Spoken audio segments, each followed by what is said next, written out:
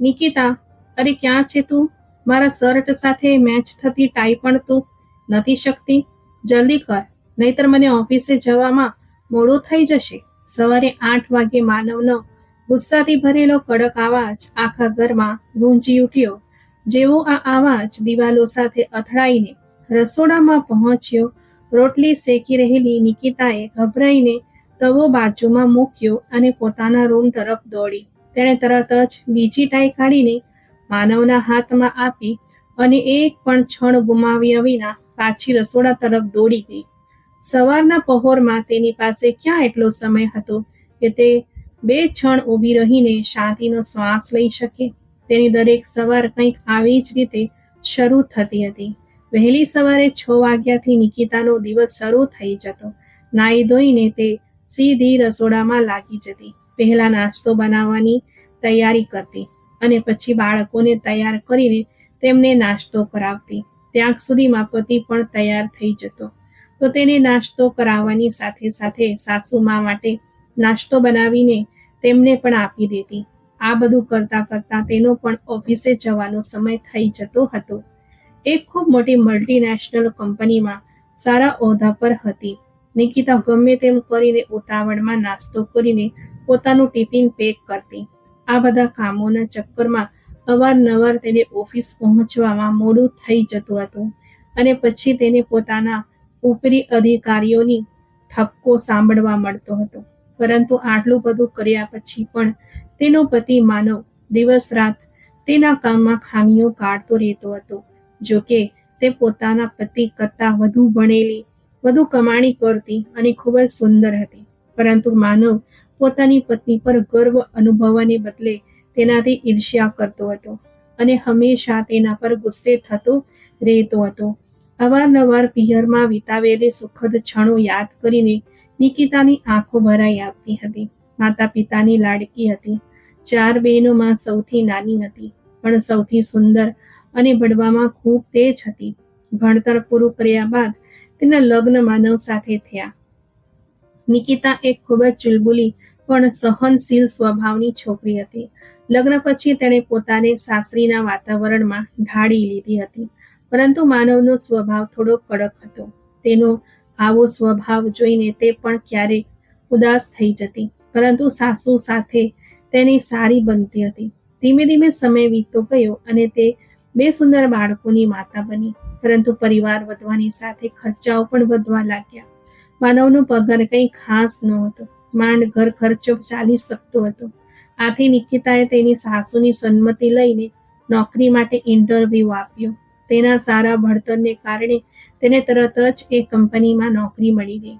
નિકિતાનો પગાર માનવ કરતાં વધારે હતો, જેનાથી માનવના મનમાં હીન ભાવના ઘર કરી ગઈ હતી. એટલું જ નહીં, માનવને હંમેશા તેના પર શંકા રહેતી. નોકરી પરથી ઘરે આવતી તો તેને અનેક પ્રકારના પ્રશ્નો પૂછતો, પરંતુ નિકિતાએ ક્યારેય પોતાનું સંયમ ગુમાવ્યો નહોતો. ના તો ક્યારેય તેની સામે જવાબ આપ્યો હતો. પત્નીની સુંદરતા અને કુશળતાના વખાણ સાંભળીને તેના કાન પાકી ગયા હતા. જ્યારે નિકિતાની કર્મનિષ્ઠા અને બેમિસાલ પ્રતિભાએ તેને કાર્યક્ષેત્રમાં પણ ઝડપથી સફળતાનો સ્વાદ ચખાડી દીધો. થોડા જ મહિનામાં તેની નોકરીમાં પણ પ્રમોશન મળી ગયું. હવે તો માનવની અંદર રહેલી શંકા, જે અત્યાર સુધી ધુમાડો બનીને ધીમે ધીમે સળગી રહી હતી, તીવ્ર જ્વાળાઓમાં ફેરવાઈ ગઈ. પછી મનમાં વિચાર આવવા લાગ્યો, ક્યાંક મારી પત્ની એટલી ઊંચાઈએ ન પહોંચી જાય કે લોકો મને નિકિતાનો પતિ કહીને બોલાવવા લાગે. આ વિચાર માનવના પુરુષ અહંકારને અંદરથી હલાવી દેતો હતો. તેના મનમાં એક પ્રતિસ્પર્ધી પુરુષ જાગી ગયો, જેને પોતાનું અસ્તિત્વ પોતાની પત્નીની સફળતા સામે ઝાંખું પડતું લાગ્યું. તેની ભૂલો કાઢીને તેને અપમાનિત કરવા, તેની વાત કાપવી, દરેક નાની મોટી વાત પર બૂમો પાડવી હવે માનવની આદત બની ચૂકી હતી. ઘરમાં રોજ માનવનો ગુસ્સાથી ભરેલો અવાજ ગૂંજતો હતો. નિકિતાને કોઈને કોઈ બહાને અપમાનિત કરવી જાણે તેની દિનચર્યાનો ભાગ બની ગયો હતો. બંને બાળકો પણ આ જોઈને ડરી જતા હતા. તેઓ પોતાની માને ચૂપચાપ કામ કરતા જોતા અને નિર્દોષતાથી પૂછી બેસતા, માં, પિતાજી તમારા પર આટલી બૂમો કેમ પાડે છે? તમે તો આખો દિવસ કામ કરતા રહો છો, અમારું બધાનું આટલું ધ્યાન રાખો છો, તો પછી પિતાજી તમારા પર ગુસ્સે કેમ રહે છે? નિકિતા પાસે તેમના આ પ્રશ્નનો કોઈ જવાબ નહોતો. તેની આંખોમાં બસ એક ખાલી પીડા તરી આવતી અને બાળકોને પ્રેમથી પોતાની છાતીએ લગાવી લેતી. પછી એક દિવસ તેમના દીકરાનો જન્મદિવસ આવ્યો. માનવે ઘરે પાર્ટી રાખી અને પોતાના કેટલાક મિત્રોને બોલાવ્યા. નિકિતા એ જાતે જ આખું ભોજન તૈયાર કર્યું હતું. જ્યારે મહેમાનોને આ વાતની ખબર પડી તો તેઓ નિકિતાના વખાણ કરતા થાક્યા નહીં. કોઈ તેની સુંદરતાના વખાણ કરી રહ્યું હતું તો કોઈ તેની રસોઈની કલાકારી પર મુગ્ધ હતું. કોઈએ કહ્યું, માનવ, સાચે જ તું ખૂબ નસીબદાર છે કે તને આવી આદર્શ પત્ની મળી છે. દરેક જણ આવી પત્નીની ઈચ્છા રાખે છે. આ સાંભળીને તો માનવ જાણે બળીને કોલસો થઈ ગયો. દરેક વખાણનો શબ્દ તેના કાનમાં ઉકળતા શીશાની જેમ ઉતરી રહ્યો હતો. મિત્રોની વાતો જાણે તેને અપમાનિત કરી રહી હતી. તે ત્યાં ઊભો પત્નીની સુંદરતા અને ક્ષમતાના વખાણથી બળી રહ્યો હતો. તેની આંખોમાં ઈર્ષ્યાની જ્વાળા વધુ ઊંડી થતી જતી હતી. તે સમયે તો તેણે કંઈ કહ્યું નહીં, પરંતુ જ્યારે પાર્ટી પૂરી થઈ, મહેમાનો વિદાય થયા અને બધું કામ પતાવીને થાકી હારીને નિકિતાએ જેવો રૂમમાં પગ મૂક્યો તો માનવ કટાક્ષ ભર્યા સ્મિત સાથે કટાક્ષ કરતો બોલ્યો, વાહ, આજે તો ત્યાં ખરેખર કમાલ કરી દીધો.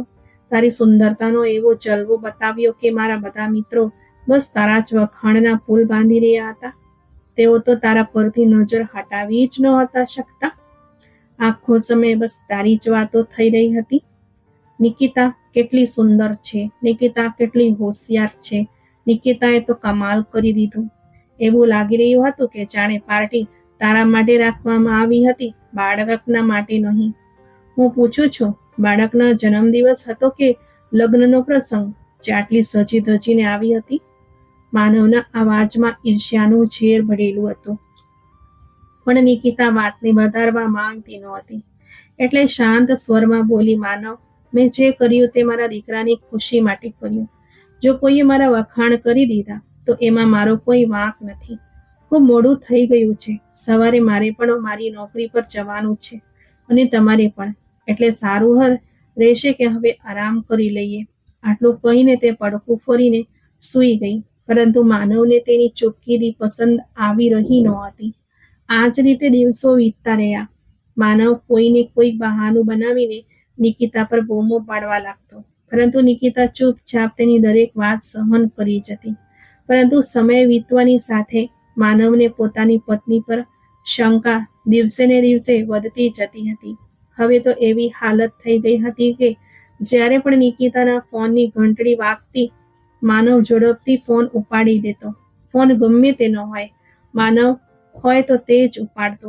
ફોન પર પૂરી તપાસ કરતો. નિકિતા સાથે શું કામ છે? શું વાત કરવી છે? ક્યાંથી બોલો છો? ઓફિસમાં નિકિતાના સહકર્મીઓ પણ તેની મજાક ઉડાવવા લાગ્યા હતા. તેઓ બધા માનવને તેનો જેલર કહેતા હતા.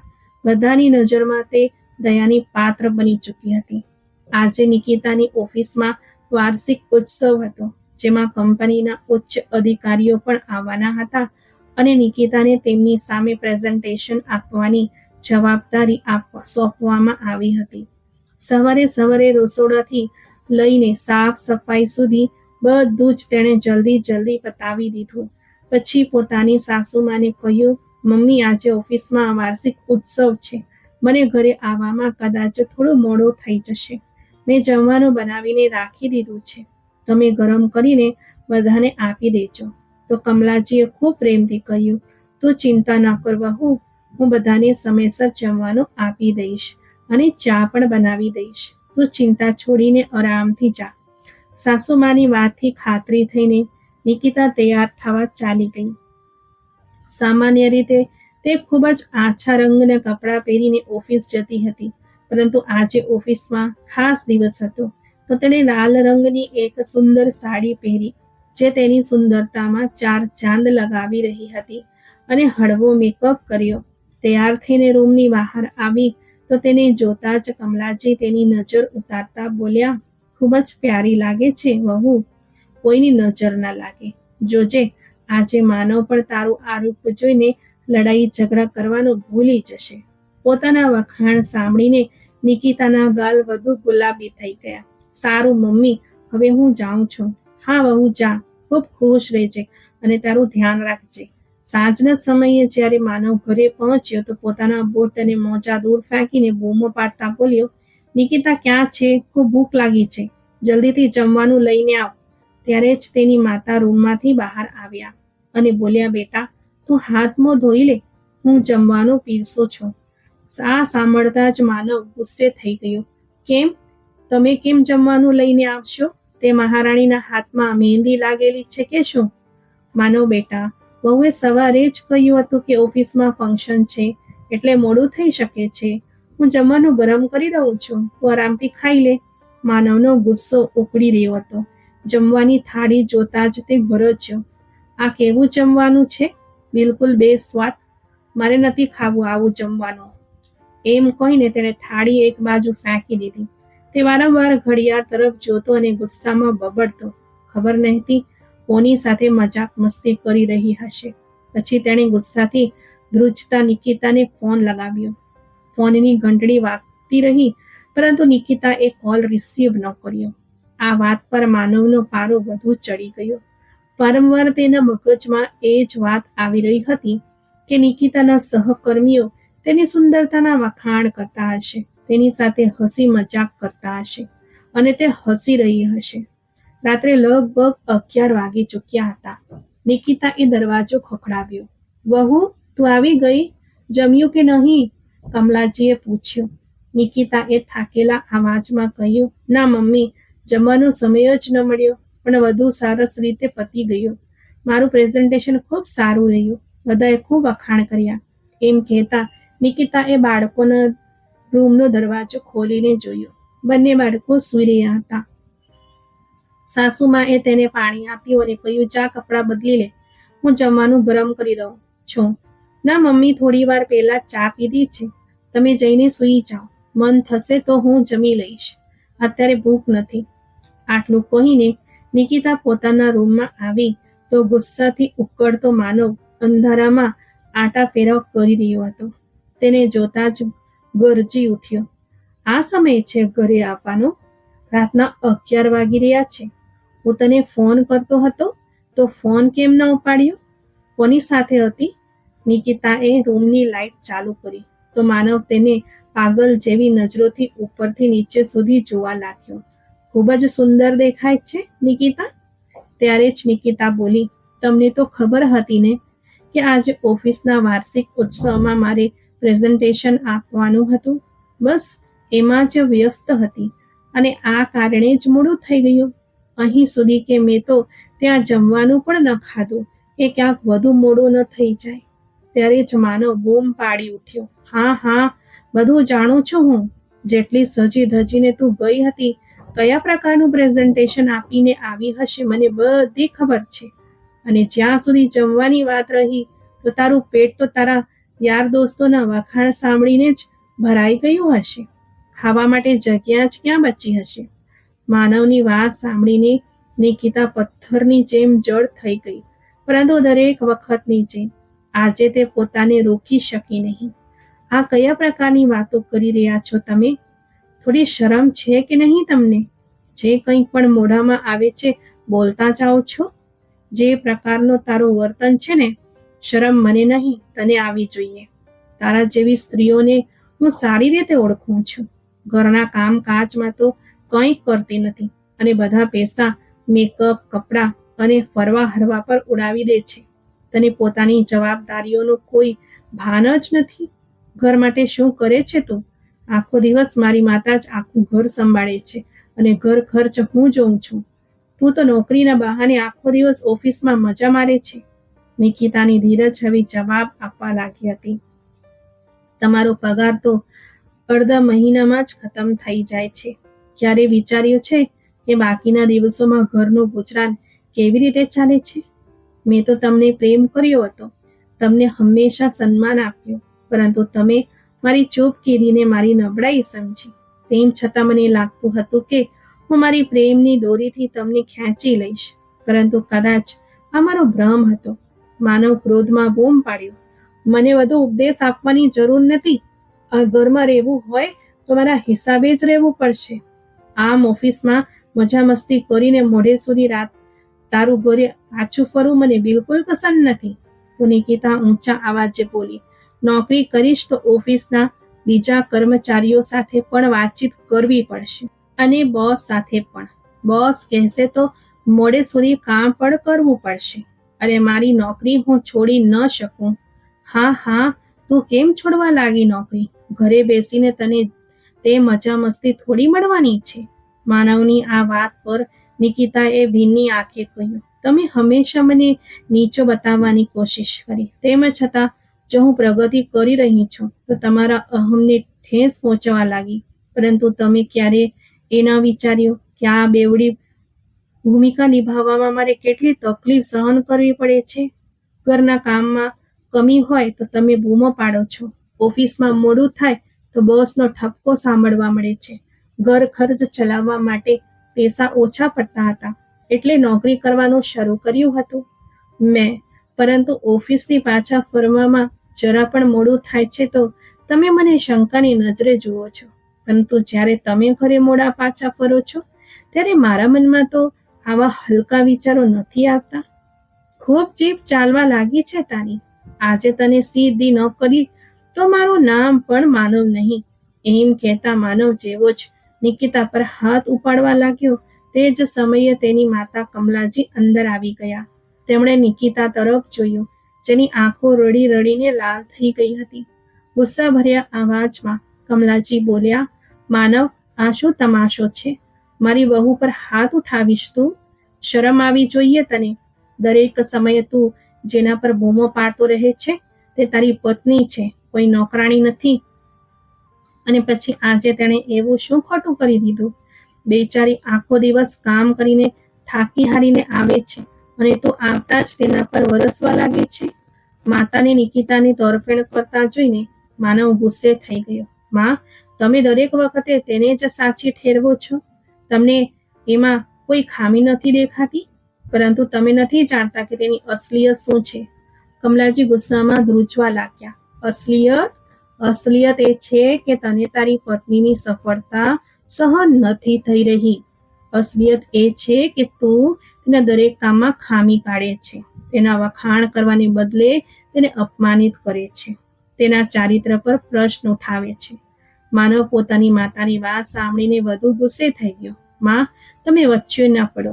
આ અમારા બંનેની વચ્ચેનો મામલો છે. તમે બસ તમારું કામ કરો. બિલકુલ નહીં. હું ચૂપ રહીને આ બધું નથી જોઈ શકતી.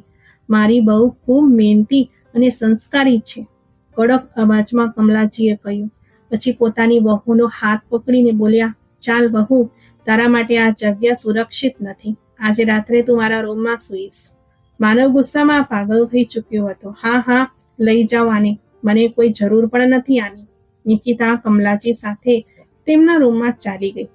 કમલાજી બોલ્યા, વહુ, તું મારી દીકરી જેવી છે.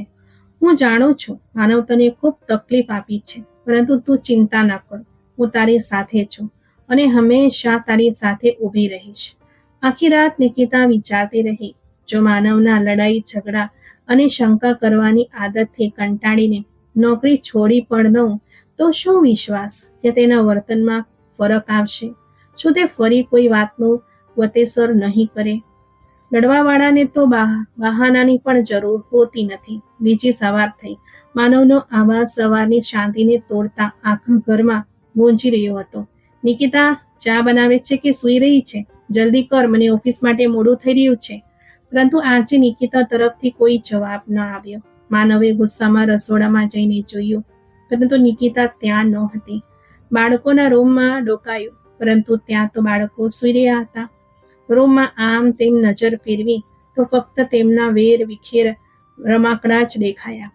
પછી માતાના રૂમમાં ડોકાતા બોલ્યો, માં, નિકિતા ક્યાં છે? કમલાજીએ કહ્યું, પોતાના રૂમમાં હશે, અથવા પછી સવારે જલ્દી ઉઠીને કદાચ કામમાં લાગી ગઈ હોય. હશે નહીં માં, મેં આખું ઘર જોઈ લીધું છે, તે ક્યાં નથી. માનવના અવાજમાં ગુસ્સો તો હતો, પણ તેની અંદર એક ન કહેવાયેલી ચિંતા પણ દેખાઈ રહી હતી. કમલાજી કંઈક સમજી શકતા નહોતા. તેમના ચહેરા પર ચિંતાની રેખાઓ ખેંચાઈ ગઈ. પછી બોલ્યા, ક્યાંક તે ઘર છોડીને તો નથી ચાલી ગઈ? તેમના શબ્દોએ માનવની અંદર હલચલ મચાવી દીધી, પરંતુ તેણે તરત જ પોતાના ચહેરા પર એક બેદરકાર સ્મિત લાવતા કહ્યું, સારું થયું કે ચાલી ગઈ. મને તો તેની શકલથી પણ નફરત થઈ ગઈ હતી. હવે શાંતિથી જીવી તો શકીશ. પરંતુ મનોમન માનવ પરેશાન હતો. તેણે સપનામાં પણ નહોતું વિચાર્યું કે વાત આટલી હદે વધી જશે. તે તો હંમેશાની જેમ નિકિતાને નીચી બતાવવા માંગતો હતો. પોતાનો અહંકારને જાળવી રાખવો હતો. પરંતુ તે આવું પગલું પણ ભરી શકે છે, તેણે કલ્પના પણ કરી નહોતી. બીજી તરફ તેને એ વિચારીને બેચેની થઈ રહી હતી કે નિકિતા આખરે ગઈ ક્યાં? પિયર જવાનો તો પ્રશ્ન જ ન હતો, કારણ કે તેના માતા પિતાનું તો વર્ષો પહેલા જ મૃત્યુ થઈ ગયું હતું અને ભાઈ હતો નહીં. માનવની બેચેની સતત વધતી જતી હતી, છતાં તેણે બધાની સામે એવું દેખાડ્યું જાણે તેને કોઈ ફરક જ નથી પડતો. ઉલટાનો તે આ વાતથી ખુશ છે. નિકિતા વગર હવે ઘર વેરાન લાગવા માંડ્યું હતું. પહેલા જ્યાં દરેક સવારે નાસ્તાની સુગંધ અને બાળકોની કિલકારીઓ ગૂંજતી હતી, હવે ત્યાં એક ઠંડી શાંતિ છવાઈ ગઈ હતી. બાળકોની સ્મિત ક્યાંય દૂર ચાલી ગઈ હતી. કમલાજીને વહેલી સવારે ઉઠીને બાળકોને તૈયાર કરવા પડતા હતા. સવારની દોડધામમાં હિંમત જવાબ આપી દેતી. બીજી તરફ બાળકોની બસનો સમય થઈ જતો તો જલ્દીમાં તે બંને બાળકો અને માનવના ટિફિનમાં બ્રેડ ટોસ્ટ મૂકી દેતી. માનવ જે પહેલા નિકિતાના બનાવેલા ગરમા ગરમ પરાઠામાં ખામી કાઢતો હતો, હવે ચૂપચાપ બ્રેડ ખાઈ લેતો.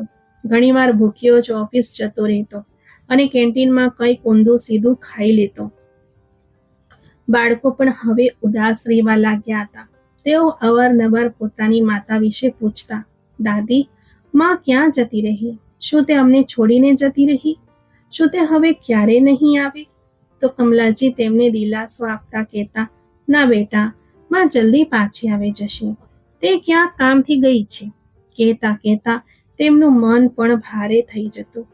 નિકિતાની ગેરહાજરીએ ઘરની આખી વ્યવસ્થાનો અસ્તવ્યસ્ત કરી દીધી હતી. કમલાજી, જેમને તેમની વહુ પહેલા વધારે કામ કરવા જ નહોતી દેતી, હવે થાકથી ભાંગી પડવા લાગ્યા હતા. હિંમત થતી તો કપડાં ધોઈ નાખતા, નહીતર કપડાં ગંદા જ પડ્યા રહેતા હતા. માનવ પણ મજબૂરીમાં તે જ ગંદા કપડાં પહેરીને ઓફિસ જવા લાગ્યો. નિકિતાની કમાણી ઘરમાં ન આવવાને કારણે ઘરમાં આર્થિક તંગી વધી ગઈ હતી. આવા સંજોગોમાં માનવે મજબૂર થઈને પોતાના બોસ પાસેથી એડવાન્સ લેવાનું વિચાર્યું. પરંતુ જ્યારે તે બોસની કેબિનમાં પહોંચ્યો તો તેના ગંદા કપડાં જોઈને બોસ નારાજ થઈ ગયા અને ગુસ્સામાં કહ્યું, મિસ્ટર માનવ, તમે આ શું હાલત બનાવી રાખી છે? આ ઓફિસ છે, ગાય ભેંસોનો તબેલો નહીં.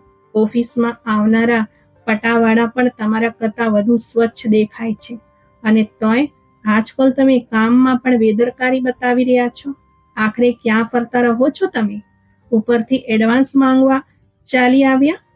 નોકરી કરવી હોય તો ઓફિસ નિયમ અનુસાર આવવું પડશે અને બધું કામ મન લગાવીને કરવું પડશે. નહીતર ઘણા લોકો આ પોસ્ટ માટે ઇન્ટરવ્યૂ આપવા તૈયાર ઊભા છે. બોસનો ઠપકો સાંભળીને જ્યારે માનવ ઘરે પાછો ફર્યો તો સામે બાળકોનો ફૂલેલો ચહેરો નજરાવ્યો. શું થયું બેટા, ઉદાસ કેમ બેઠા છો? માનવે પોતાના દીકરાને ખોળામાં ઉઠાવીને પૂછ્યું તો તે બોલ્યો, પિતાજી, રોજ અમને બંનેને ટીચર પાસે ઠપકો સાંભળવા મળે છે, કારણ કે અમારું હોમવર્ક પૂરું નથી થતું. ટીચર જે સમજાવે છે તે પણ સમજાતું નથી. બસ હંમેશા માની યાદ આવે છે. માનવ પોતાના દીકરાની વાત સાંભળીને સ્તબ્ધ થઈ ગયો. તેને સમજાઈ નહોતું રહ્યું કે તે શું જવાબ આપે. તે બસ ચૂપચાપ તેની આંખોમાં જોતો રહ્યો. માનવનો ગુસ્સો ધીમે ઓગળવા લાગ્યો હતો. તે હવે મોડી રાત સુધી જાગતો અને વિચારવા લાગતો કે નિકિતા કેવી રીતે તેની દરેક નાની મોટી જરૂરિયાતનું ધ્યાન રાખતી હતી. તેને અહેસાસ થઈ રહ્યો હતો કે નિકિતા વગર બધું અધૂરું છે. હવે તેને પોતાની પત્નીની અગત્યતા સમજવા લાગી હતી અને આજે ઘરમાં છવાયેલી શાંતિ અને બાળકોની ફરિયાદોએ માનવને અંદર સુધી હચમચાવી દીધો હતો. તે રડી પડ્યો અને બોલ્યો, આ મુસીબત મેં જ ઊભી કરી છે, તો તેનો ઉકેલ પણ મારે જ લાવવો પડશે. પણ સમજ પણ તો નથી પડતી કે આખરે નિકિતા ગઈ ક્યાં? તે પોતાની બહેનપણી કંચનના ઘરે છે બેટા, કમલાજીએ કહ્યું. તો માનવે ચોંકીને તેમની તરફ જોયું. શું મતલબ? તમને ખબર હતી? હા બેટા, તે મને બધું જણાવીને ગઈ હતી, કમલાજીએ દીકરા તરફ જોતા કહ્યું. છેલ્લા 10 વર્ષથી તે તારા કટાક્ષના બાણ સહન કરતી રહી, તારી કડવી વાતો સાંભળતી રહી, ઘૂંટાઈને જીવવા મજબૂર હતી. તે ક્યારેય તેની મહેનતને બિરદાવી નહીં, પરંતુ હંમેશા તેની દરેક વાતમાં ખામી કાઢી. તેમ છતાં તે ચૂપ રહી, પરંતુ તે દિવસે પોતાના પર લાગેલા આરોપોને તે સહન ન કરી શકી. તારી ઝેરેલી વાતોથી તેનું દિલ એટલું ઘાયલ કરી દીધું હતું કે તે અંદરથી તૂટી ગઈ હતી. જ્યારે હું તેને રાત્રે મારા રૂમમાં લઈને આવી હતી, તો તે આખી રાત જાગતી રહી. તને તેના આંસુથી કદાચ કોઈ ફરક નહોતો પડતો, પરંતુ હું જોઈ શકતી હતી કે તેની અંદર કેટલું દર્દ છે. હું નહોતી ઈચ્છતી કે તે અહીં ઘૂંટાઈને જીવે. એટલે જ્યારે તેણે ઘર છોડવાનો નિર્ણય લીધો, તો મેં તેના નિર્ણયમાં પોતાની સંમતિ આપી, જેથી તે શાંતિથી રહી શકે. અને એ પણ કહ્યું કે જીવતા જીત હું બાળકો પર કોઈ આંચ નહીં આવવા દઉં. માતાની આ વાત સાંભળીને માનવના ચહેરા પર પસ્તાવાની રેખાઓ ઉભરી આવી. તે ધીમા અવાજે બોલ્યો, માં, પણ તમે મને પહેલા કેમ ન કહ્યું? તો કમલાજીએ ગંભીર સ્વરમાં કહ્યું, તને શું ફરક પડત બેટા? તું તો તેને દરેક વખતે ખોટો ઠેરવતો રહ્યો. પરંતુ બેટા, આ વાત તારે સમજવી પડશે કે પત્ની ફક્ત ગૃહિણી નથી હોતી, તે તારી જીવન સંગીની છે. તેના વગર આ ઘર પણ અધૂરું છે અને તારું જીવન પણ. માનવ હવે સંપૂર્ણપણે ચૂપ થઈ ગયો હતો. તેની અંદર એક ઊંડી બેચેની ઉઠવા લાગી. ત્યારે જ બંને બાળકો દોડીને આવ્યા. પિતાજી, માને પાછા લઈ આવો ને, તેમના વગર કંઈક સારું નથી લાગતું. કહેતા બંને બાળકો રડવા જેવા થઈ ગયા. બાળકોની વાતો સાંભળીને માનવનું દિલ વધુ પીગળી ગયું અને બોલ્યો, તમે રડો નહીં બેટા, તમારી માં જરૂર આવશે. ભલે તેના માટે મારે તેના પગમાં પડીને માફી જ કેમ ના માંગવી પડે, હું માંગીશ. તેણે પોતાની માતા તરફ જોયું અને કહ્યું, માં, મને માફ કરી દો. હું સમજી ન શક્યો કે મેં કેટલી મોટી ભૂલ કરી છે. નિકિતાના રૂપમાં મને હીરો મળ્યો હતો, પરંતુ મેં તેને પથ્થર સમજીને પોતાના આ જ પગથી ઠોકર મારીને બહાર કાઢી દીધો. હું હમણાં જાઉં છું નિકિતાને લેવા. પિતાજી, અમે પણ સાથે આવીશું. બંને બાળકો એક અવાજે બૂમ પાડી ઉઠ્યા. માનવ મોડું કર્યા વિના પોતાના બંને બાળકોને પોતાની સાથે લીધા અને નિકિતાની બહેનપણી કંચનના ઘર તરફ નીકળી પડ્યો. આજે ઘણા દિવસો પછી તેના બાળકોના ચહેરા પર સ્મિત આવ્યું હતું. માનવની આંખો સામે નિકિતાનો ચહેરો ફરી રહ્યો હતો. બીજી તરફ નિકિતા પોતાની બહેનપણી કંચન સાથે થોડી વાર પહેલા જ ઓફિસથી ઘરે પાછી ફરી હતી. સોફા પર બેઠેલી, ચાનો કપ હાથમાં લઈને. નિકિતા બિલકુલ શાંત હતી, પરંતુ તેની અંદર એક તોફાન મચી રહ્યું હતું. તેને પોતાના બાળકોનું હાસ્ય, તેમના ભોળા-ભાળા ચહેરા, તેમની નિર્દોષ વાતો ખૂબ યાદ આવી રહી હતી. કંચન, જે તેને ઘણા દિવસોથી આ હાલતમાં જોઈ રહી હતી, આખરે ચૂપ ન રહી શકી. નિકિતા, આમ તો કામ નહીં ચાલે. આ રીતે રડીને તો તું તારી તબિયત ખરાબ કરી લઈશ. પોતાને સંભાળ. જે કંઈ પણ થઈ રહ્યું છે સારા માટે થઈ રહ્યું છે. જોજે, જલ્દી જ બધું ઠીક થઈ જશે. પરંતુ કંચન, બાળકોથી દૂર રહીને હું તેમને પણ તો સજા આપી રહી છું, નિકિતાએ કહ્યું. તારે જ દરવાજે ટકોરા પડ્યા. કંચને ચોંકીને કહ્યું, કદાચ કોઈ આવ્યું છે. ઊભી રહે, હું જોઉં છું. અને સામે ઉભેલા માનવને જોઈને કંચન સ્તબ્ધ થઈ ગઈ. તેની સાથે બંને બાળકો હતા, જેના ચહેરા પર ખુશી અને બેચેની સ્પષ્ટ દેખાઈ રહી હતી. માનવે ખચકાતા કહ્યું, કંચન, શું હું અંદર આવી શકું? મારે નિકિતા સાથે વાત કરવી છે. કંચને ઊંડો શ્વાસ લીધો અને દરવાજો ખોલીને તેમને અંદર આવવા દીધા. માનવ અંદર આવે તે પહેલા જ બંને બાળકો દોડીને અંદર આવી ગયા. બાળકોને સામે જોઈને નિકિતાની આંખો ખુશીથી ફેલાઈ ગઈ. બંને બાળકો માં બોલતા તેની તરફ દોડ્યા. નિકિતાએ તેમને છાતીએ લગાવી લીધા. તેની આંખોમાંથી ખુશીના આંસુ છલકાઈ ઉઠ્યા. મારા બાળકો, તમે લોકો કેમ છો? જમવાનું તો બરાબર ખાઓ છો ને? દાદીને વધારે હેરાન તો નથી કરતા? રડતા આવાજે નિકિતાએ પૂછ્યું. માં, અમને તમારી ખૂબ યાદ આવે છે.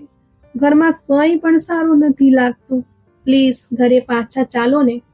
બાળકોના નિર્દોષ ચહેરા અને તેમના ભીના આવાજ સાંભળીને નિકિતાનું દિલ ભરાઈ આવ્યું. તેણે બંનેના ગાલને સ્પર્શતા કહ્યું, મને પણ તમારી ખૂબ યાદ આવે છે, પણ સંજોગો જ કંઈક એવા હતા કે. નિકિતા ધ્રુસકે ધ્રુસકે રડી પડી. ત્યારે તેની નજર માનવ પર પડી, જે સામે ઊભો માં અને બાળકોનું આ મિલન જોઈ રહ્યો હતો. નિકિતાને આશ્ચર્ય તો આ વાત પર થયું કે માનવની આંખો ગુસ્સાઓથી ભરેલી હતી. પછી માનવે ઊંડો શ્વાસ લીધો. કહ્યું, નિકિતા, મને ખબર છે કે મેં ખૂબ મોટી ભૂલ કરી છે. હું બસ એ કહેવા આવ્યો છું કે મને માફ કરી દે. મેં તારા પ્રેમ અને મહેનતની કદર ન કરી. મેં તને દરેક વખતે ખોટી ઠેરવી, તારા પર શંકા કરી, તને ક્યારેય સમજવાની કોશિશ ન કરી. તારી કિંમત ત્યારે સમજાઈ જ્યારે તું મારી સાથે નહોતી. ઘર તારા વગર સૂનું થઈ ગયું છે. બાળકો તને યાદ કરીને રડે છે. માં પણ ભાંગી પડે છે. પરંતુ વિશ્વાસ કર, હું મારા વર્તન પર ખૂબ શર્મિંદો છું. પ્લીઝ પાછી ચાલ. પછી નિકિતાએ કહ્યું, માનવ, માફી માંગવાથી બધું યોગ નથી થઈ જતું. સંબંધોમાં વિશ્વાસ અને સન્માન અત્યંત જરૂરી હોય છે. હું તને તે બધું આપીશ, નિકિતા, માનવે કહ્યું અને પછી નજર નીચે કરીને બોલ્યો, જો કે તારા જીવનના તે 10 વર્ષ જે તે ઘૂંટાઈને પસાર કર્યા, તે હું તને પાછા નહીં આપી શકું, પરંતુ વિશ્વાસ અપાવું છું કે હવેથી તને ફરિયાદનો એક પણ મોકો નહીં આપું.